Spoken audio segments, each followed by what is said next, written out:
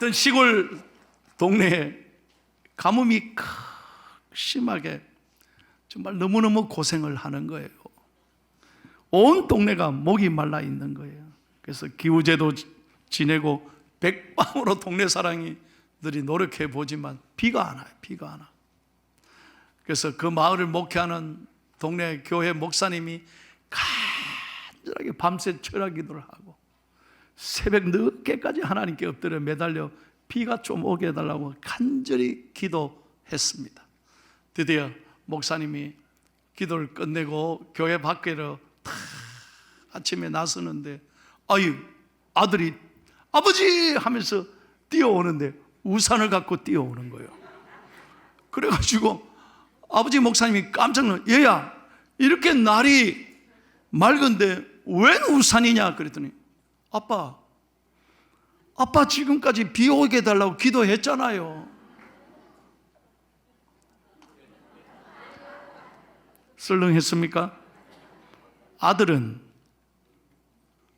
기도한 대로 될 줄로 믿고 있었습니다. 그럼 미리 우산 준비하자는 거예요. 여러분, 우리는 비가 오게 해달라고 기도하면서도 응답을 기대하지 않습니다. 우산 준비할 생각하지 않는 거예요. 우리가 기도할 때 보면 어마어마한 기도를 할 때 있습니다. 정말 놀라운 꿈을 가지고 기도할 때가 있습니다. 그런데 그 기도가 이루어질 것을 믿지 않고 있다는 것이죠. 기도는 있는데 믿음이 없다는 것입니다. 결정적인 순간에 안 믿어요. 하나님보다 사람을 믿어요. 하나님보다 돈을 믿어요. 하나님보다 내 자신을 믿을 때가 너무 많다는 거죠. 사도행전 12장에 보면 사도 베드로가 감옥에 가두고 정말 어려운 절망의 순간을 만났을 때 초대교회 성도들이 얼마나 하나님 앞에 간절히 기도했는지 몰라요. 그런데 그들은 하나님이 이렇게 빨리 역사하리라고는 생각조차 하지 못했던 거죠. 기도를 하는데 하나님 정말 베드로를 풀어주실 거라고 아무도 상상하지 못한 거예요. 여러분, 그러나 성경에 보면 사도행전 12장에 보면 하나님이 어떻게 하셨습니까? 마치 기다리셨다는 듯이 온 성도들이 기도했을 때 하나님은 그날 밤 베드로를 풀어주셨습니다. 오늘도 우리도 마찬가지예요. 기도하면, 믿음으로 기도하면 하나님이 움직이시고 하나님이 일하시기 시작하는 것을 분명히 믿으시기를 바랍니다. 무엇이든지 응답받을 줄로 믿고 믿음으로 기도하면 하나님이 역사하시는 거예요. 한번 따라해 보실까요? 믿음의 기도만이 하나님을 움직입니다. 믿으시면 크게 아멘 하시기를 바라요. 야고보서 1장 6절에서 8절을 다 같이 읽겠습니다. 시작. 오직 믿음으로 구하고 조금도 의심하지 말라. 의심하는 자는 마치 바람에 밀려 요동하는 바다 물결 같으니 이런 사람은 무엇이든지 주께 얻기를 생각하지 말라. 두 마음을 품어 모든 일에 정함이 없는 자라다. 잘 보세요, 성경을. 수십 년간 교회 다녀도 우리 마음에 두 마음이 있습니다. 한 마음은 하나님인데 다른 한 마음은 여전히 세상입니다. 그래서 왔다 갔다 하는 거예요. 진짜 되겠나? 되겠나? 하나님 말씀 들으면서도 여전히 세상 걱정 다 하고 계십니다. 그러니 아무리 설교를 들어도 다 지나가고 마는 거예요. 오늘 분명히 벌써 두 마음 품은 자는 얻을까 생각도 말라고 그랬어요. 여러분, 기도가 문장이 중요한 게 아닙니다. 교회에 얼마나 오래 다녔느냐, 직분이 중요한 게 아닙니다. 어린아이도 기도하면 하나님 들으시고 역사하십니다. 오늘 그 내용이 성경에 기록되어 있는 것입니다. 느헤미야에 관한 이야기입니다. 느헤미야는 페르시아에서 태어난 이민 2세였습니다. 성경에 보면 단지 그가 하가라의 아들이란 거 외에 출생 배경이 잘 안 나와 있어요. 그런데 조국 이스라엘이 유다가 다 바벨론에 무너지면서 바벨론 포로로 그들은 70년간 노예살이를 합니다. 그 페르시아에서 태어난 이민 2세가 느헤미야였습니다. 한번 여러분 생각해 보세요. 저도 남의 나라에서 17년간 있었는데, 남의 나라에서 태어나서 성장해서 이렇게 높은 자리에 올라가는 것 정말 쉽지 않은 겁니다. 너무너무 어려운 거예요. 당시 세계를 지배한 페르시아의 수상궁에서 술 맡은 관원장이라고 했습니다. 여러분, 왕의 음식을 책임지는 자리, 그건 왕의 목숨과 직결되어 있습니다. 그걸 아무나 맡기겠습니까? 아니, 페르시아에도 얼마나 좋은 사람들이 많은데, 해필이면 유대인들에게, 해필이면 느헤미야에게 맡길 정도로 그는 신실하고 신임받는 좋은 사람이었다는 거예요. 출세한 거죠. 인간적으로 성공한 거죠. 여기까지 올라오는데 얼마나 죽도록 고생했겠습니까? 당시 페르시아의 비서실장 정도의 계급이었을 것입니다. 그런데 그는 자기만을 생각하지 않았습니다. 오늘 성경 2절과 3절에 보면 어느 날 조국의 형편에 대해서 묻습니다. 느헤미야의 마음속에는 조국이 가슴에 있었던 것입니다. 여러분, 그래서 조국의 형편을 묻자 그는 느헤미야에게 이렇게 말합니다. 조국 예루살렘의 성이 다 무너졌습니다. 나라를 잃고 성벽이 다 무너졌습니다. 그 말을 듣는 순간, 오늘 성경에 보십시오. 느헤미야는 금식하며 통곡하며 기도하기 시작합니다. 얼마 동안? 4개월 동안. 우리는 하루도 금식하기 힘든데 4개월을 눈물로 기도합니다. 마음이 너무 아팠습니다. 왜요? 자신의 조국을 사랑했기 때문입니다. 여러분 한번 생각해 보세요. 이민 2세입니다. 페르시아에서 태어난 아들입니다. 조국이 자기에게 뭘 해줬어요? So what? 나하고 조국과 무슨 상관이 있어요? 내가 지금까지 여기까지 오는 동안 조국이 자기에게 뭘 해줬어요? 그렇게 생각하고 살아갈 수 있잖아요. 그런데 느헤미야는 그러지 않았어요. 그 어려운 소식을 듣자 통곡하며 금식 기도했습니다. 나라가 가슴에 있었기 때문에, 고통받는 백성이 마음에 있었기 때문입니다. 그래서 4개월 동안 눈물로 기도하고 있습니다. 기도란 바로 이런 것입니다. 하나님 앞에 내 아픔을, 내 억울함을, 내 눈물을 하나님 앞에 있는 그대로 토해내는 것, 그것이 바로 기도인 것입니다. 여러분, 기도를 어렵게 생각하지 마십시오. 오늘 우리 윤 장로님이 장로님 되시고 처음으로 오늘 기도하셨어요. 올라오는 동안 얼마나 긴장하는지 몰라요. 이게 장로님으로 첫 기도한다는 게 보통 어려운 게 아니에요. 아멘도 아무도 안 하죠. 해봐요. 이 자리에 서면 글씨를 써와도 이게 뭐 안 보입니다. 이게 긴장되면 안 보여요. 말도 더듬더듬 됩니다. 근데 아주 잘하셨잖아요. 그런데 제가 말씀드리고 싶은 것은 기도는 그런 문장이 아닙니다. 뭐 화려한 미사여구가 아닙니다. 우리의 마음을, 우리의 울분을, 우리의 상처를, 우리의 고통과 눈물을 하나님께 있는 그대로 솔직하게 내려놓는 것, 그것이 기도인 것이에요. 서툴러도 괜찮아요. 여러분 가운데 목사님 저는 기도 잘 못해요. 나 교회 온 지 얼마 안 돼요. 괜찮아요. 하나님은 우리의 중심을 보십니다. 있는 그대로 우리의 형편을 아시는 하나님 앞에 아버지 한마디만 해도 주님은 알고 계시는 거예요. 하시다짐의 우하집에 보면 예루살렘의 랍비였던 도비드 딘이라는 사람의 기도 이야기가 실려져 있습니다. 어떤 청년이 너무너무 화를 냅니다. 세상이 불공평하다고 야단을 합니다. 이놈의 세상, 이러면서 분노합니다. 그러면서 랍비를 찾아왔어요. 선생님, 도대체 이 세상이 왜 이렇습니까? 막 화를 내기에 랍비가 이렇게 말합니다. 여보게, 왜 나한테 화를 내나? 하나님 앞에 자네의 아픔을 그대로 이야기하게. 그랬더니 이렇게 말합니다. 아니 선생님, 제가 하나님 앞에 막 화를 쏟아붓으면 하나님이 화내실 것 같아서, 두려운 하나님 앞에 내가 어떻게 화를 냅니까? 아니야, 괜찮아. 그래서 이 청년은 하나님 앞엔 차마 아무 말도 못하고 사람에게 찾아가서 막 원망하고 불평했다는 거죠. 그래서 이 청년을 데리고 통곡의 배우로 갔습니다.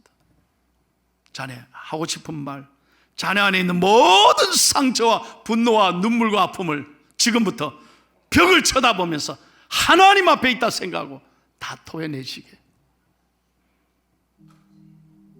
그때 이 청년이 벽을 보면서 울기 시작합니다. 그 상처를 다 쏟아내기 시작합니다.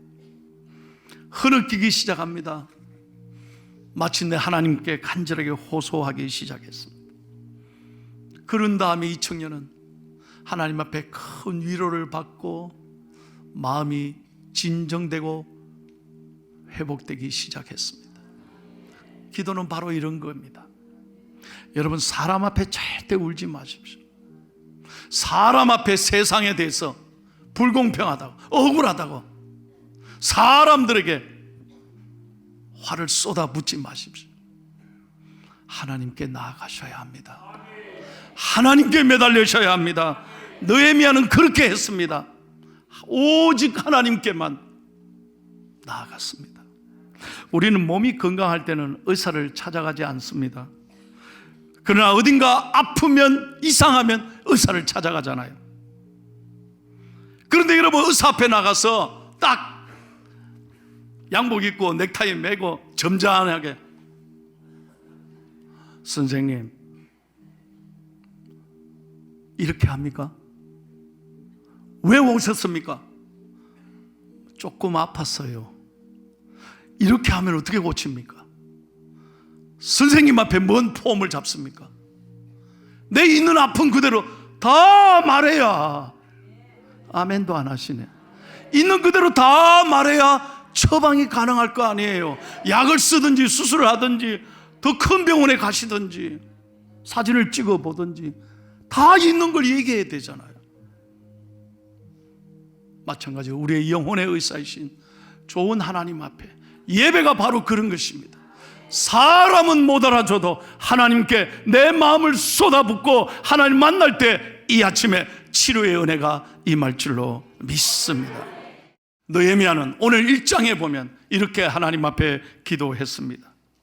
먼저 살아계시고 위대하신 하나님을 찬양하며 기도했습니다.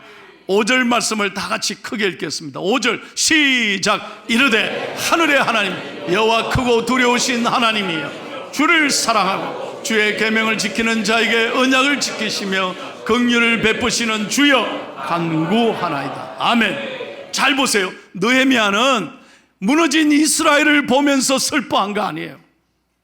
그것만 매달린 게 아니에요. 그것만 바라본 게 아니에요.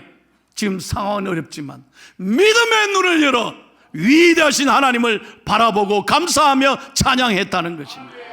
크고 두려우신 하나님, 살아계신 하나님, 그러면서도 부족하고 못나고 불쌍한 우리를 용서하시는 은혜의 하나님, 자비의 하나님, 이 이스라엘을 용서하시고 치료하실 하나님 앞에 기도했다는 것입니다. 여러분, 그렇잖아요. 우리가 오늘도 예배에 나왔습니다. 하나님 앞에 서면 얼마나 두렵겠습니까? 내 모든 것 아시는데, 내 마음의 생각까지 아시는 하나님 앞에 여러분, 우리가 서 있다고 생각해 보세요. 얼마나 두렵겠어요. 그러나 그 하나님은 두려우신 하나님뿐만 아니라 우리가 부족해도, 우리가 아무 것이 아니어도, 가진 것이 없어도, 연약해도, 실수하고 실패해도 용서하시고 사랑하시고 감싸주시는 좋으신 아버지 하나님이시라. 그래서 느헤미야는 사람이 아니라, 권력이 아니라 세상의 어떤 것도 두려워하지 않고 오직 하나님께만 찬양하고 하나님만 바라보고 있는 것이죠. 오늘도 우리는 믿음의 눈을 열어 살아계신 하나님을 바라보며 기도하는 은총의 아침이 되기를 축복합니다. 그 다음에 두 번째 중요한 건요, 느헤미야가 이렇게 고백했어요. 이 이스라엘의 죄는 자신의 죄 때문입니다. 자백하며 금식하며 회개하며 기도했어요. 6절과 7절을 다 같이 읽겠습니다. 시작. 이제 종이 주의 종들인 이스라엘 자손을 위하여 주야로 기도하며 우리 이스라엘 자손이 주께 범죄한 죄들을 자복하오니 주는 귀를 기울이시며 눈을 여시사 종의 기도를 들으시옵소서. 나와 내 아버지의 집이 범죄하여 주를 향하여 크게 악을 행하여 주께서 주의 종 모세에게 명령하신 계명과 율례와 규례를 지키지 아니하였느니라. 여러분 잘 보세요. 지금 이스라엘이 망한 것, 성벽이 다 무너진 것, 하나님 저 사람들 진짜 나쁘죠. 저 사람들 정말 벌 받은 거 마땅하죠. 그렇게 기도하지 않았습니다. 나와 내 집이 죄를 범하였나이다. 공동체의 눈물이, 공동체의 아픔이, 공동체의 죄가 내가 기도하지 않은 죄 때문에. 멋지잖아요. 감동이잖아요. 대통령 선거를 앞두고 있습니다. 정말 지도자는 눈물을 흘릴 줄 아는 사람이어야 합니다. 공동체의 이 아픔에 대하여 책임질 줄 아는 지도자가. 그래야 대한민국이 희망이 있는 것 아닙니까? 전부 다 남만 비난해요. 다 저 사람 문제라고 다 남만 지적해요. 저는 정말 이게 가슴 아프더라고요. 오늘 우리도 마찬가지 아닐까요? 여러분 수십 년 동안 예수 믿고 직분을 받고 하나님의 은혜로 오늘도 생각이 없어요. 내가 일어나서 건강하게 이렇게 내가 옷을 입고 이 좋은 교회 여러분 걸어서 운전해서 차를 타고 오셨다면 정말 여러분 복받은 사람 아닙니까? 그러면 나만 위해서 살아야 합니까? 오직 내 것만 생각하는 이기적인 사람이 하나님이 좋아하실까요?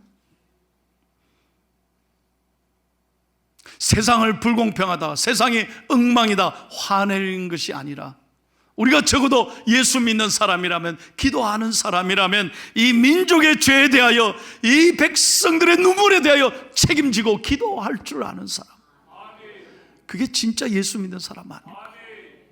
나라가 이렇게 어려운데. 그런 얘기를 너무 많이 듣습니다. 목사님, IMF 때보다 더 어렵습니다. 식당이 너무 힘듭니다. 정치적으로 너무 갈라져 있잖아요. 누가 대통령이 되든지 간에 정말 극도로 더 분열될까 너무 걱정이 되잖아요. 오직 자기만 생각하는 정치. 우리가 외교적으로 보면요, 우리나라가 지금 너무너무 절박한 상황 아닙니까?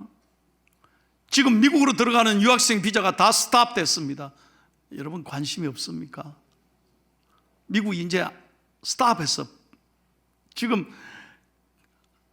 미국 못 들어갑니다. 비자 안 나옵니다. 스탑했습니다. 너무 어려운 상황입니다. 대학에 있는 학생들조차도 지금 쫓겨갈까 봐 너무너무 힘든 상황이라잖아요. 대한민국이 그 어느 때보다도 위기에 있습니다. 여러분 어제 서울 지하철 5호선에 세상에 그 지하철에 400명이나 있었는데 맨 끝에서 불을 질렀습니다. 뉴스 안 보셨습니까? 아니 그 지하 컴컴한 데서 불이야 하니까 막 그 지하에 지하철이 스탑한 거죠. 그런 다음에 비상문을 부시고 그 컴컴한 데 탈출했습니다. 범인을 잡았습니다만 이유는 아직 안 밝혀졌습니다만 어떻게 이렇게 살아가나? 남을 생각하지 않습니다. 그냥 네 죽고 내 죽고 태연하게 불 지르고 나오다가 범인은 잡았지 않습니까? 이런 세상입니다. 저는 어제 오후에 포항 해상 초계기 사고 유족들을 조문하기 위해서 해군 사령부 체육관 합동분환소에 다녀왔습니다. 제가 포항을 대표해서 목사로서 갔다 왔습니다. 정말 눈물 나더라고요. 4명이 그 귀한 군인들이 순직했습니다. 그 가운데 2분은 크리스찬입니다. 제일 나이 어린 군인이 25살인데 엄마가 통곡하며 우는 거예요. 생일 하루 전날 죽었대요. 내일 생일이면 잘 음식해 주려고 생각했는데 그 아들 인사도 못하고 세상 떠났습니다. 그러니 제가 조문하는데 목사가 왔다고 얼마나 우는지 몰라요. 우리하고는 상관없는 것입니까? 우리 가족이 아니니까 아무 상관없습니까? 저는 어제 그 현장에 가면서 깜짝 놀랐어요. 바로 옆에 아파트가 쫙 있는데 만약에 이 민간인에게 떨어지거나 아파트에 떨어졌다면 어떻게 됐을까? 너무너무 놀란 거예요. 사랑하는 여러분, 공동체의 아픔을 나의 아픔으로 여기는 믿음의 사람이 돼야 하나님이 사랑하시고 이 민족의 장래가 있습니다. 우리 교회가 그래야 합니다. 우리 믿는 사람에게 중요한 건 공동체에 대한 눈물과 회개와 기도가 살아 있어야 합니다. 우리가 이렇게 복 받았는데 나만 생각하는 이기적인 사람이 아니라 더욱 나라를 위해 회개하고 기도함으로 하나님, 우리 애국가 가사대로 하나님 보호하사 대한민국 만세, 하나님이 쓰시는 위대한 대한민국이 되도록 다시 한번 믿음으로 일어서도록 기도해야 할 줄로 믿습니다. 중요한 것은 마지막 이 얘기예요. 느헤미야는 기도만 한 것이 아니라 자신의 삶을 드렸습니다. 그리고 자기를 사용해 달라고, 자기에게 다시 한번 기회를 달라고 간절히 기도했습니다. 11절 말씀을 읽고 마치겠습니다. 시작. 주여 구하오니 귀를 기울이사 종의 기도와 주의 이름을 경외하기를 기뻐하는 종들의 기도를 들으시고 오늘 종이 형통하여 이 사람들 앞에서 은혜를 잊게 하옵소서 하였나니 그때 내가 나의 왕의 술관원이 되었나니. 하나님, 제가 왕 앞에서 은혜 받게 해주셔서 왕의 마음을 움직이게 하셔서 저를 고향으로 조국으로 보낼 수 있도록 허락해 주십시오. 얼마나 멋진 기도예요. 얼마나 놀라운 기도예요. 여러분, 왕이 화를 내고 느헤미야를 죽일 수도 있잖아요. 한순간에 느헤미야 쫓아 보낼 수도 있잖아요. 그런데 느헤미야는 자기를 생각하지 않았어요. 민족을 생각했어요. 하나님, 왕의 마음에 은혜를 주시고 저를 보낼 수 있는 기회를 주십시오. 자기를 내려놓고 기도했을 때 2장에 보면 왕이 감동을 받고 허락하고 느헤미야는 모든 걸 내려놓고 조국으로 돌아가 놀랍게도 52일 만에 무너진 이스라엘 성벽을 재건하는 위대한 하나님의 사람으로 쓰임받습니다. 사랑하는 성도 여러분, 한 사람의 기도가 살아있으면 여러분 가정을 살립니다.